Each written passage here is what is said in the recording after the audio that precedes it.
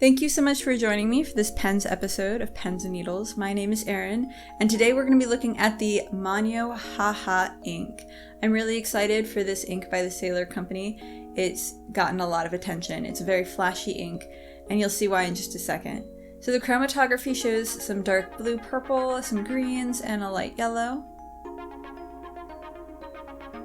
And here you can see I'm writing with a Q-tip to really get the full effect of the ink. When it's really saturated and when it pools up, you are able to see that it dries in two colors for its shading, which is really, really fun to look at.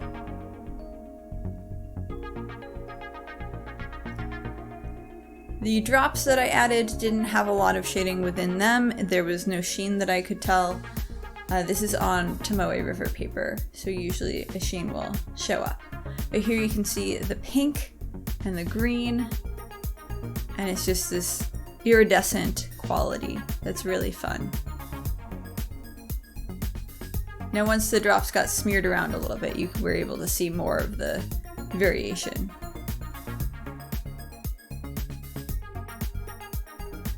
Now I was really excited when I saw a review of this ink by Inky Rocks, who is a YouTuber with these gorgeous ink review videos and pen review videos, and she said that the ink was recalcitrant, which I think describes it fairly well. I might use a less refined word and say that it's gloopy. You can see as I'm swishing it around back and forth in this TWSBI barrel that it just wants to stick to itself. It doesn't really coat the sides of the barrel. And when I was trying to write with it in this Delight Alpha pen, which I thought, hey, it has a bent nib, it's going to put out a thicker line than most of my pens, should be fine.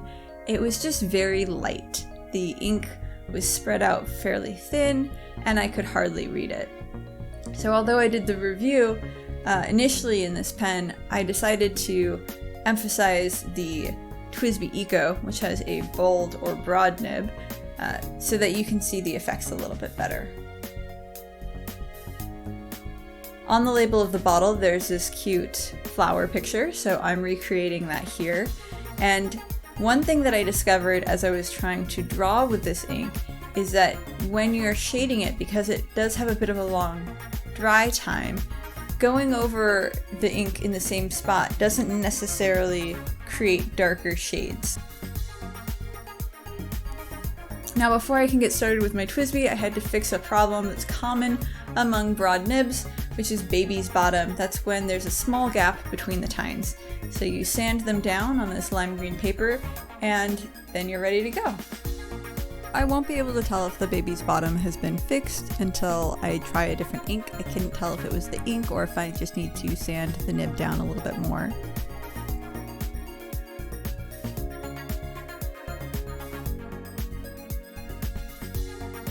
So you might already be able to tell that the thicker lines give a darker shade to this ink. The drying time, of course, is also going to be longer. And if you notice the color of the smear from the dry times, that's much more similar to the line color using the Delight Alpha. Here you can see I'm recreating that little flower drawing again. I always think it's good practice to try doodling with your pens, but maybe that's just me.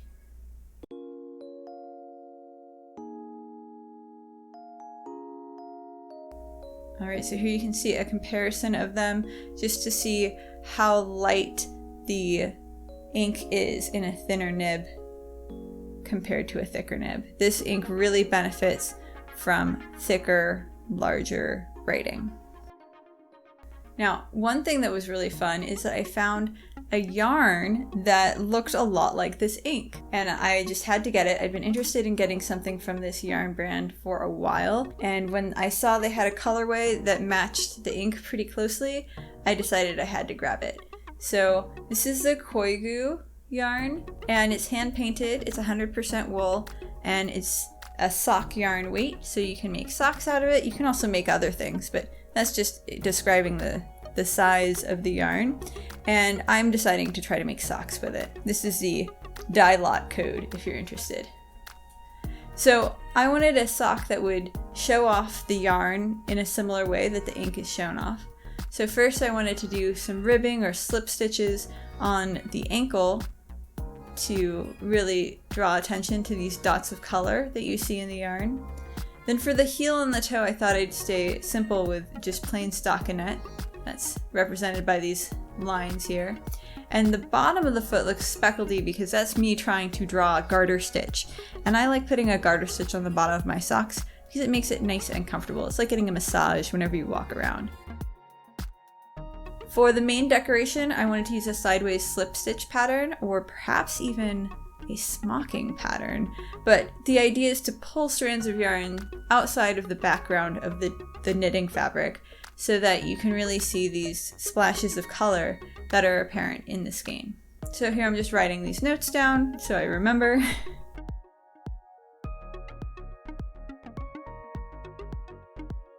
And I think I'll call these the Haha Hopeful socks because this ink makes me feel a little hopeful when I look at it.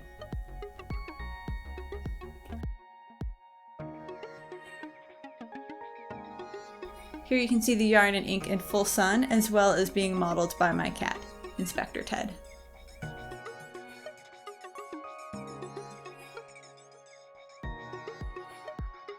Now, I was really excited to try to use the TWSBI pen, which has a broad nib, to write out a quote that I thought was really important. I thought, this ink is so flashy and cool that it's going to bring a lot of attention and highlight this quote.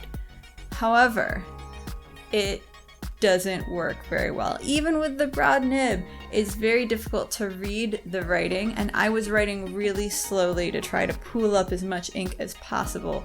What I did instead, after I wrote out this quote, is I really love sending postcards. And so I wrote some shorter quotes on these postcards, and I would, thicken up the lines, and I used Q-tips sometimes to write out these quotes. So I was still able to get the ink to bring attention to the quote, but it was a shorter quote. It was on a postcard. And then, it's easy. You just put a postcard stamp on, address it, write your message on the other side, and it's, sent out into the world. This is a water-soluble ink, so if you live in a rainy area or are sending your postcard to a rainy area, that is something to think about. But in terms of trying to get attention, it works a lot better in a larger format than a smaller format.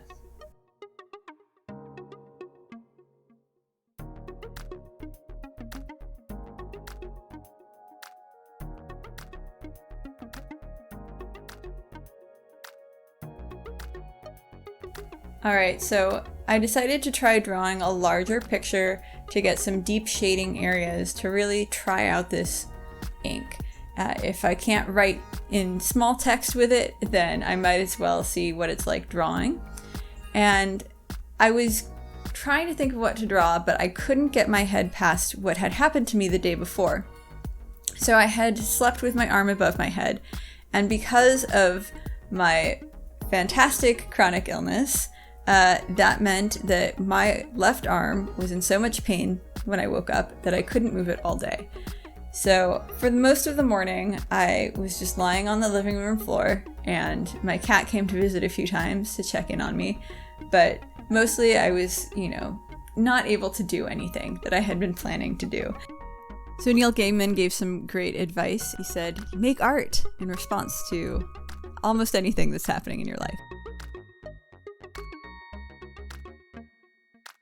Now, I do really like what the ink is doing in the hair of my hair and the cat.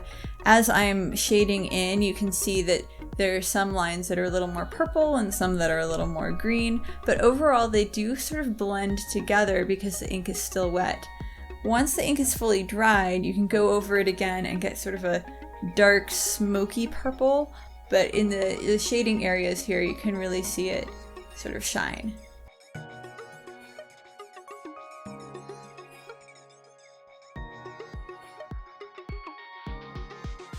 Now, I did notice that I needed to flood the feed while I was drawing, so even though I was using a broad nib and it's got a fairly wet feed, I needed to push this gloopy ink through the nib sometimes.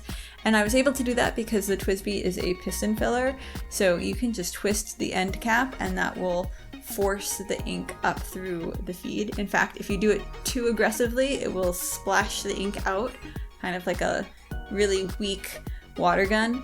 This was helpful in drawing this picture, but I will note that if you're going to be using this ink, I think it's probably really important that you have a filling mechanism that will allow you to flood the feed. So an eyedropper pen will not do this, and you'll have to shake it and sort of bang it around to try to encourage the ink to go down through the feed. So I was really grateful that I was using a piston filler so that I could flood it and get the shading in the areas that I wanted when I wanted.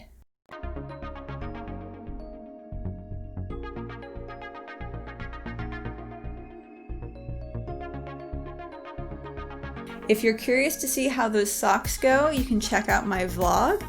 And if you're interested in yarn things, we'll be having an episode coming out soon where we are trying to replicate a fountain pen ink color and dye some yarn. So it's going to be our first time dyeing yarn. I'm very excited. The ink color that we're going to try to replicate is the Kinmokuse, which I reviewed in my comparison of orange inks episode. So if you haven't seen that yet, you can check that out. I'm really excited for dyeing some yarn to match fountain pen ink. It should be a really fun episode.